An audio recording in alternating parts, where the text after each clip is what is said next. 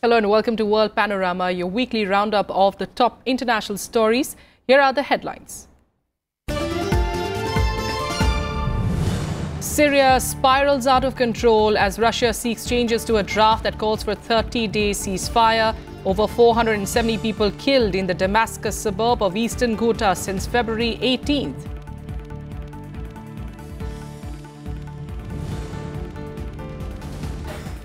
Pakistan suffers a huge blow as Financial Action Task Force, or the FATF, puts Islamabad back on its watch list for financing terror groups, likely to affect its financial dealings with the rest of the world.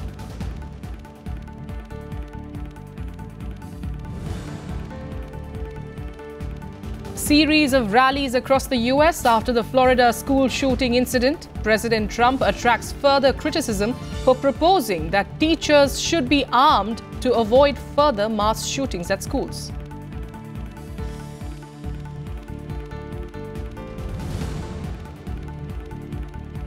And India and Bhutan celebrate 50 years of diplomatic ties. Sushma Swaraj terms it a relationship built on shared values, trust and respect.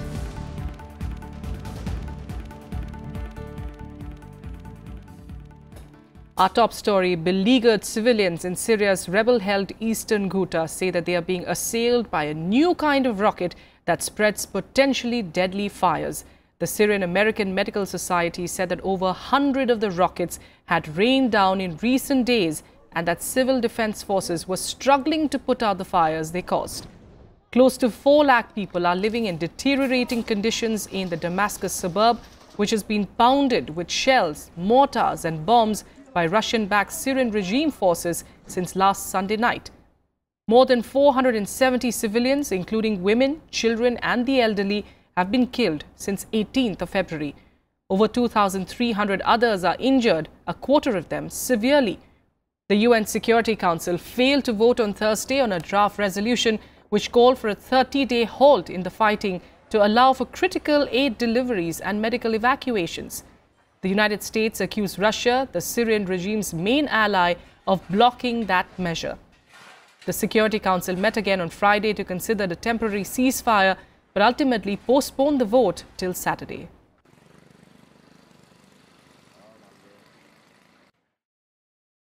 يا ريتني عشية ميت يا ولدي وما شربان حصرتك. يا ريتني أنا ميت وما شربان حصرتك يا ولدي. يا ريتني أنا عشية متت ولا شربان حصرتك ولا شفتك. We're seeing in Eastern Ghouta demands action from the UN Security Council, and from our end we are urging the UN Security Council to ensure that all parties do not violate international humanitarian law, that they do not indiscriminately target civilians, that they allow for medical evacuations, that they lift the siege and allow for unrestricted humanitarian access. I mean, silence on this issue would actually be a great crime because the people have nowhere to go and they're suffering. Iran and what Syria have done recently is a humanitarian disgrace. I will tell you that. We're there for one reason. We're there to get ISIS and get rid of ISIS and go home. We're not there for any other reason. And we've largely accomplished our goal. But what those 3 countries have done to people over the last short period of time is a disgrace. Moving ahead, in a move that could seriously hurt Pakistan's economy, the Financial Action Task Force, or the FATF, has put Islamabad back on its terrorist financing watch list.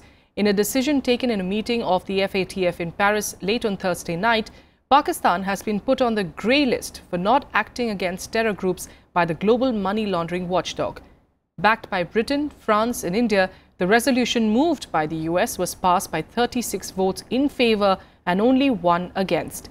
Turkey was the only nation that voted in favour of Pakistan, while even its ally China withdrew its objections. The measure is part of a broader US strategy to put pressure on Islamabad to cut its links to terror groups in Afghanistan. Being placed on the FATF watch list brings extra scrutiny from regulators and financial institutions.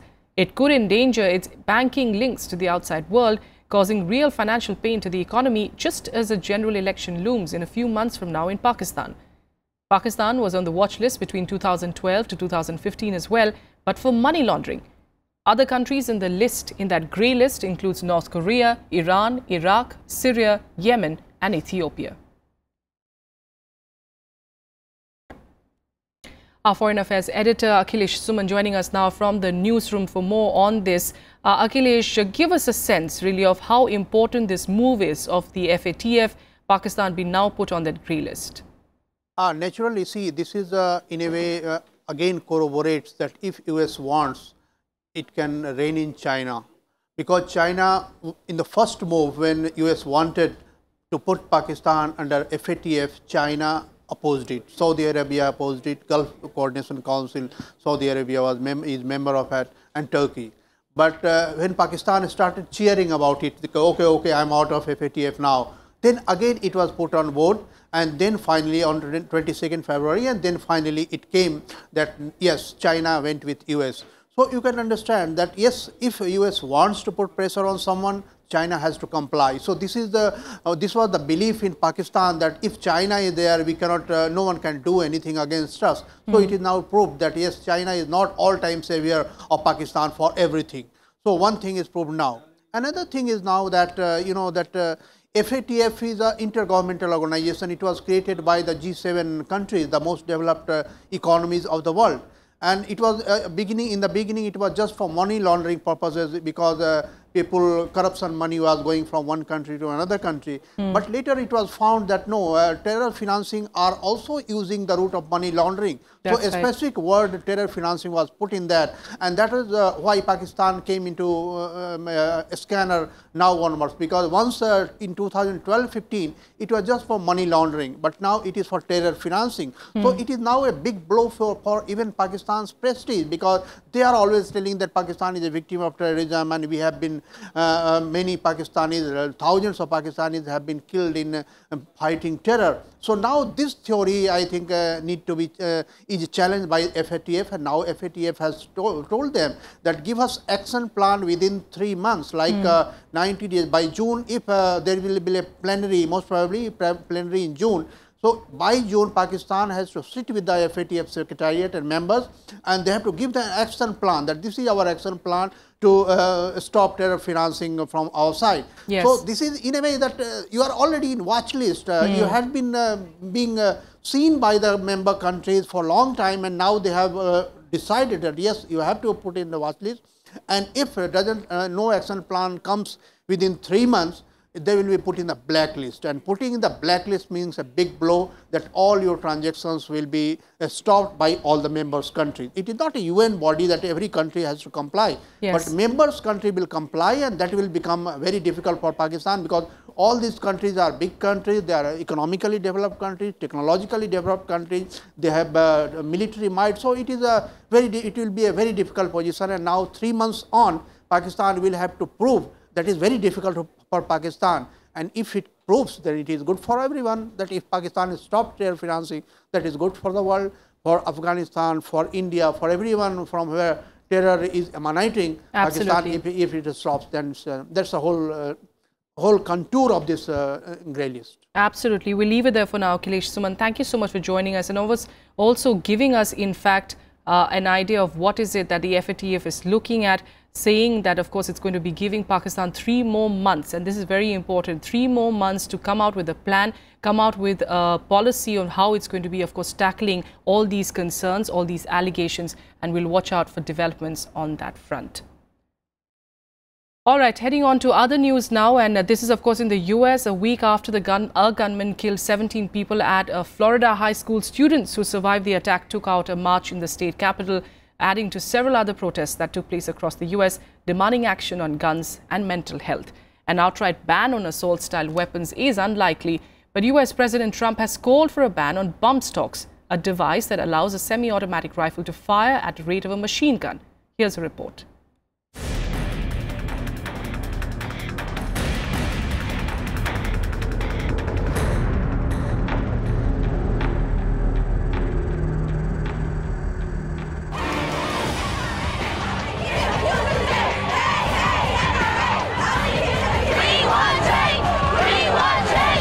hundreds of students, their parents and teachers of the Florida high school marching together to demand tougher gun laws to prevent a repeat of last week's shooting.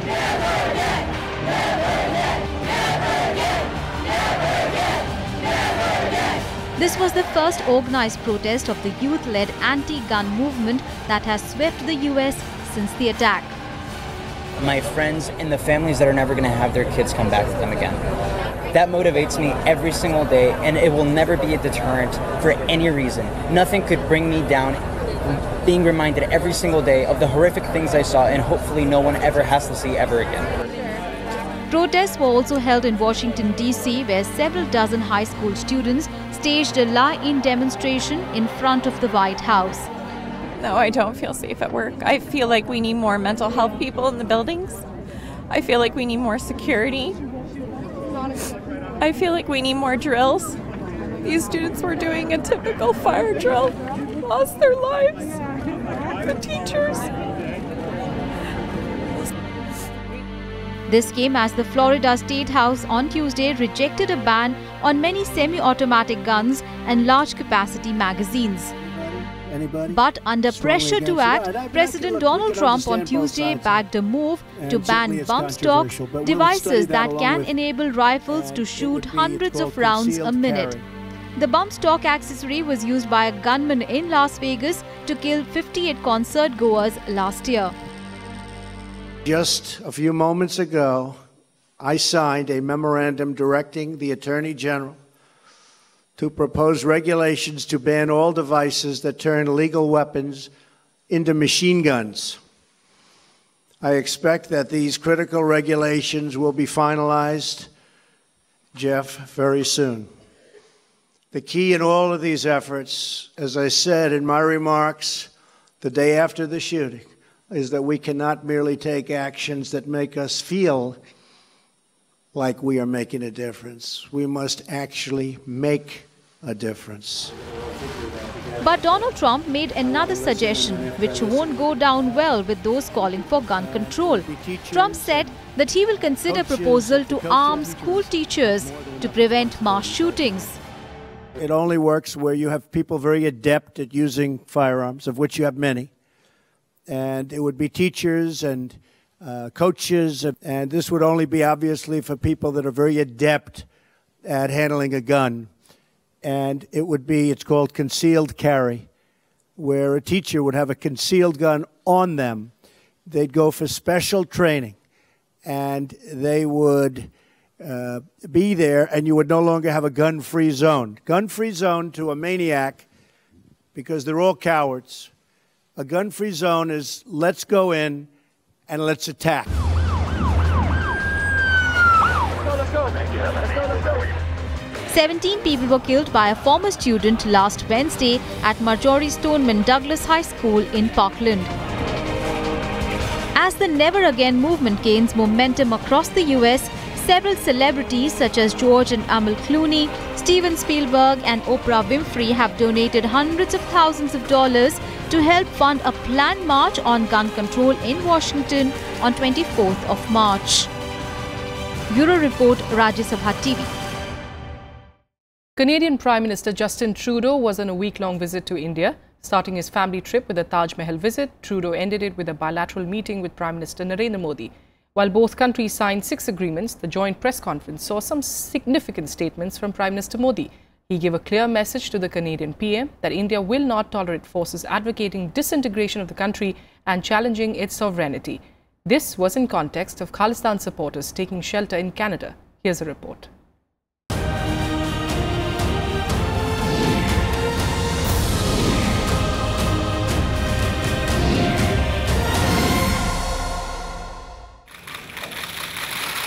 At a summit-level meeting with Canadian Prime Minister Justin Trudeau, Prime Minister Narendra Modi raised the issue of Khalistani supporters living in Canada who are advocating for a separate state. He said forces threatening the sovereignty and integrity of India cannot be tolerated. Underscoring the diversity in India and Canada, the Prime Minister said there are many areas of cooperation, but Canada needs to rein in separatists to ensure best relations. आतंकवाद और उग्रवाद भारत और Canada जैसे लोकतांत्रिक बहुलवादी समाजों के लिए खतरा है। इन ताकतों का मुकाबला करने के लिए हमारा साथ आना महत्वपूर्ण है। संप्रदाय का राजनीतिक उद्देश्य के लिए दुरुपयोग करने वालों और बंटवारे की खाई खोदने वालों के लिए कोई जगह नहीं होनी चाहिए। हमारे देशों की संप्रभुता, एकता और अखंडता को चुनौती देने वालों को भी बर्दाश्त नहीं किया जा सकता। The Canadian Prime Minister also accepted that while people-to-people relations between the two nations are among the best in the world, cooperation between India and Canada is yet to realize its full potential. As Canada looks to diversify its own economy and looks for new opportunities to do business beyond its borders, India is a natural partner and a trusted friend for commercial cooperation. To this effect, Prime Minister Modi and I welcomed the conclusion of and progress on cooperation agreements in areas such as civil nuclear science and technology, information technology, automotive sector cooperation, intellectual property, smart cities, and customs enforcement. Both nations signed 6 agreements after the conclusion of summit meeting. The agreements for cooperation are in the fields of technology, electronics, patents, energy including atomic energy, higher education and sports. Trudeau is on an 8-day visit to India. He has travelled to cities like Agra, Mumbai, Ahmedabad, Amritsar and Delhi before meeting Modi on Friday. He was accorded a ceremonial reception at the Rashtrapati Bhavan where he met President Ramnath Kovind. Both Prime Ministers discussed the issue of terrorism at length, and they decided to work further on it to create convergence of ideas and work plan. NSAs of both the countries will be working on it in future. Akhilesh Suman for Rajya Sabha Television with camera person Prasanto in Delhi. And still ahead on World Panorama, a special report on India-Bhutan ties as both countries celebrate 50 years of diplomatic relations.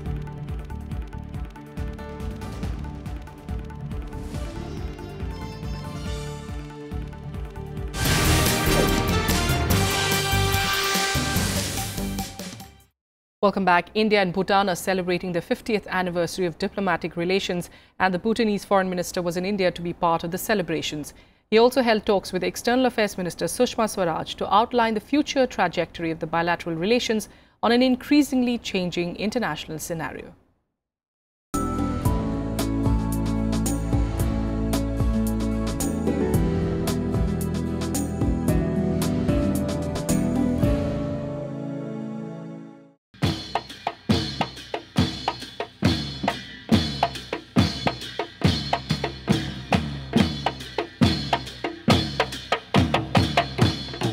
India and Bhutan are celebrating the golden jubilee year of their diplomatic relations.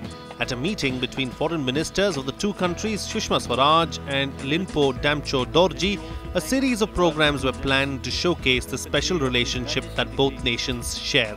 Swaraj assured all help required for security and development of Bhutan. Because it is a year for India-Bhutan partnership, as we celebrate the accomplishments of the last 5 decades of our time-tested and special ties. It is also an opportunity for us to reflect on how well we could advance this unique partnership to respond to hopes and aspirations of our two peoples, of our common prosperity and a better future.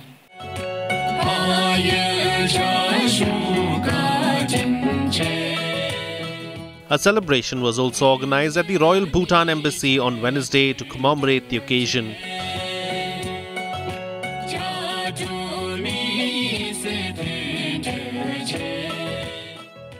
The Bhutanese foreign minister said he expects India to continue its support to the Buddhist nation. Our relations are a good model where two neighboring countries of great asymmetries can exist in perfect harmony and friendship. Today, as I join my fellow Bhutanese to offer our prayers for the good health and long life of His Majesty the King, we feel confident that under the wise guidance of His Majesty the King and the leadership in India, the special relations between India and Bhutan will grow from strength to strength and flourish forever. The foreign ministers also released a commemorative stamp to showcase the special relationship. They also awarded Bhutanese students studying in India. Foreign Minister Sushma Swaraj also sent birthday greetings to the King of Bhutan on his 38th birthday by cutting a cake. India and Bhutan have a special relationship, and it is a model of a relationship between two neighbors. India has always helped Bhutan in its prosperity and peace, and Bhutan has always been faithful and friendly to India. But some outside interference are trying to come not only on the borders but also inside Bhutan. Now it will be up to Bhutan and India how they will manage these external forces and keep the relationship flourishing for the future. Akhilesh Suman for Rajya Sabha Television with camera person Kawaljit in Delhi. And here are more news updates in Globe Watch. Pakistan's Supreme Court has barred former Prime Minister Nawaz Sharif from his position as president of the country's ruling PMLN party. The former Prime Minister, who was sacked by the Supreme Court last year, had managed to retain power by driving through a law that allowed disqualified politicians to lead political parties. The latest court order nullifies all the tickets given out by Sharif to PMLN candidates for the Senate elections. The Election Commission of Pakistan is now expected to delay the vote planned for 3rd of March.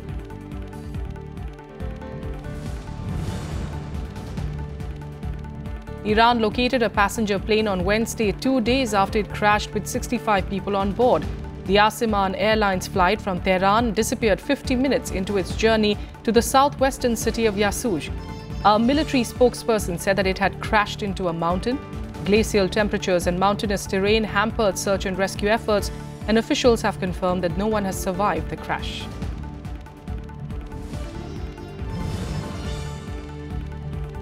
Venezuelan President Nicolas Maduro has proposed holding a mega election after the opposition coalition said that it would boycott a planned presidential poll in April. Maduro has said that he wanted to add legislative, state and municipal votes to provide democratic renewal. But opposition parties say the presidential election will be fraudulent and illegitimate. Venezuela is going through a protracted political and economic crisis.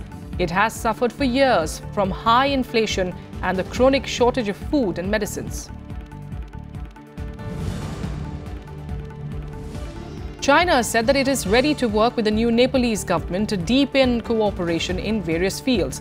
The Foreign Ministry spokesperson said that as important neighbors, China, Nepal and India should strengthen positive interactions to secure more mutual benefits and win-win results.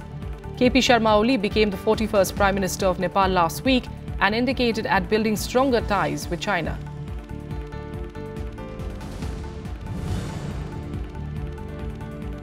Australia's scandal-hit Deputy Leader Barnaby Joyce announced on Friday that he was quitting and moving to the backbench amid claims of sexual harassment and controversy over an affair with a now pregnant former aide. Joyce, whose National Party rules alongside Prime Minister Malcolm Turnbull's Liberals, has said that he would officially step down on Monday.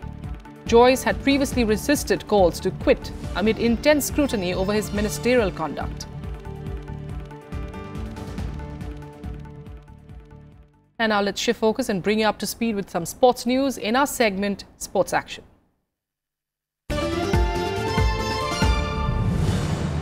Lionel Messi's first goal in 9 Champions League games against Chelsea gave Barcelona a potentially vital away goal as they rode their luck in to earn a draw in the final leg of their last 16 tie at Stamford Bridge. The Blues had subdued Messi and Willian had struck the woodwork twice in the first half before a fine low finish from the edge of the area made it third time lucky for the Brazilian and gave Antonio Conte's side a deserved lead after 62 minutes.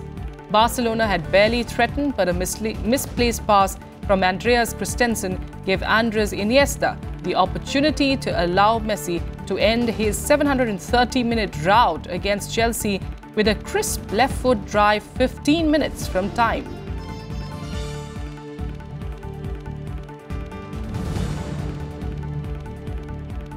Bayern Munich thumped 10-man Besiktas to equal their longest winning run and take a convincing lead in their Champions League last 16 tie.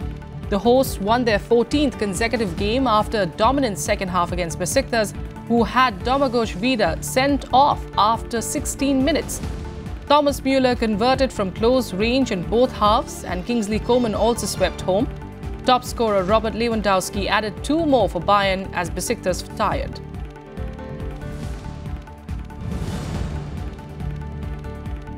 A police officer has died in Spain after violent clashes erupted between rival fans before Athletic Bilbao's home Europa League match against Spartak Moscow in San Mamés.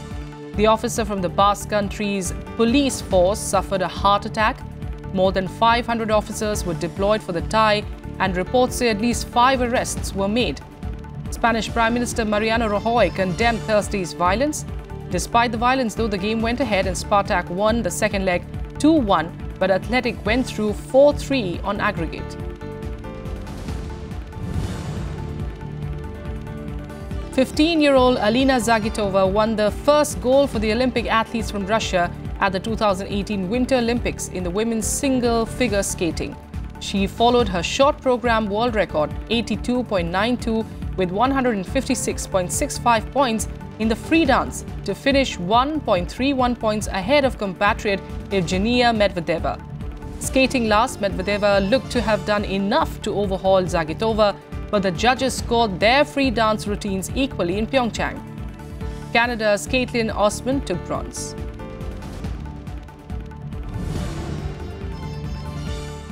The United States beat Canada 3-2 in a sudden death shootout to win the Winter Olympics gold in the women's ice hockey for the first time in 20 years. The scores were level at 2-2 after 5 penalty shots each, but USA's Jocelyn Davidson scored past Shannon Zabados before Maddie Rooney saved from Canada's Megan Agosta. Canada won gold at the previous 4 Olympics, including victories over US in 2002, 2010 and 2014 finals. The game had ended 2-2 after overtime.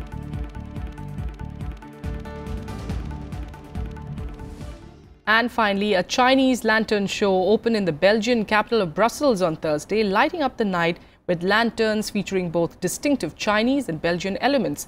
Colourful lanterns of varied shapes were characterized by patterns such as the images of Peking opera figures, Beijing's Temple of Heaven and the Atomium, a landmark building in Brussels. The show will run until 28th of February. We're leaving you now with these visuals. Thanks for joining us.